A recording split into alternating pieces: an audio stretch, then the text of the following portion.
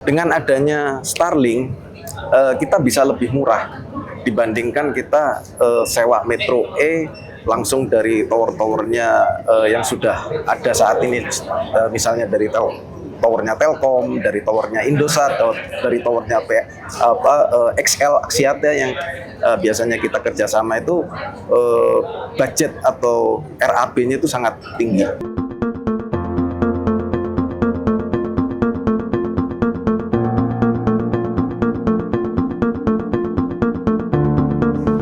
Kali ini kita akan berbincang bersama Bapak Rahadi Budiman selaku Ketua Badan Pengurus Wilayah Kaltim Abji. Selamat siang Bapak. Selamat siang Mbak. Menurut pandangan Bapak nih Pak, bagaimana sih Bapak menilai kesiapan Indonesia dalam membangun infrastruktur digital di wilayah IKN? Wilayah IKN kan saat ini masih disuspend dulu ya, belum mulai. Jadi sementara ini kita masih bertahan sampai tahun 2028 nanti resminya. Jadi semua aktivitas di sana masih belum terlalu banyak, kecuali untuk finishing aja. Dan terakhir kami mengundang waktu itu FGD, Otorita Ibu Kota Negara, itu yang hadir dari tiga direktur. Itu kesiapan dari mereka untuk di bidang infrastruktur dan telekomunikasinya itu ternyata dari otorita itu sudah melakukan kerjasama dengan dua BUMN yang sudah ada, yaitu PT Telekomunikasi Indonesia dan Icon Plus, itu punyanya PLN.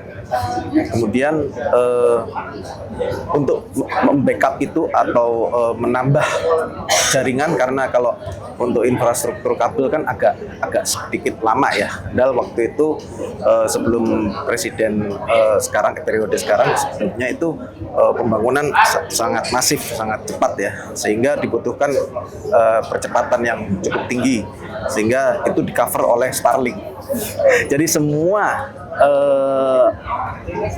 perumahan untuk ASN, kemudian untuk ASN kementerian, untuk kementerian sampai ke kantor-kantor kementerian, itu semuanya sudah dipasang Starlink di atasnya.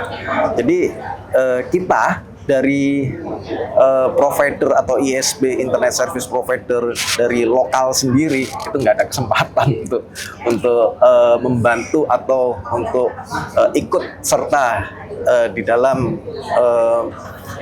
support di IKN-nya sendiri. Gitu. Baik.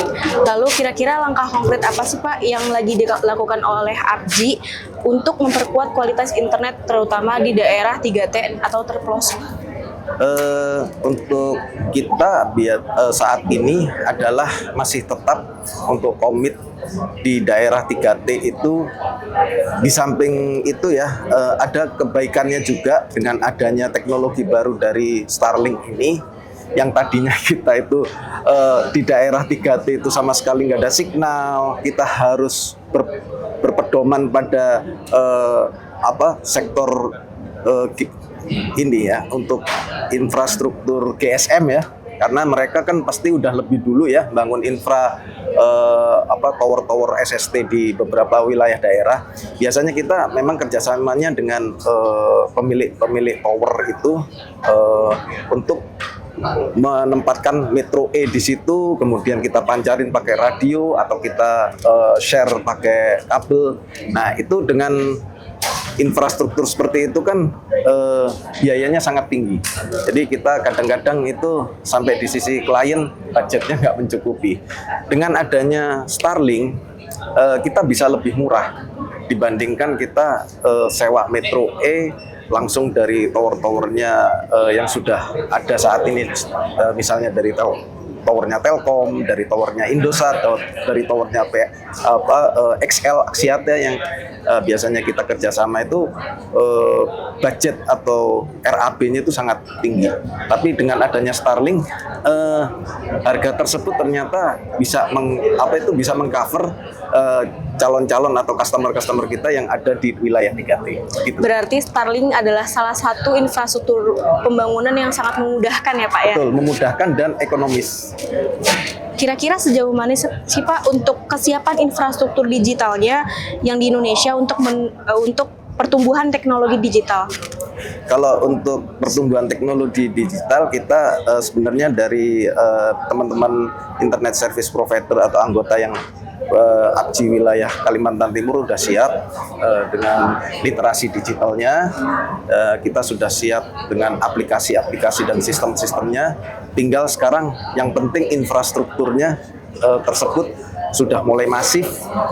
Kita baru bisa menjalankan atau mengaplikasikan literasi digital tersebut.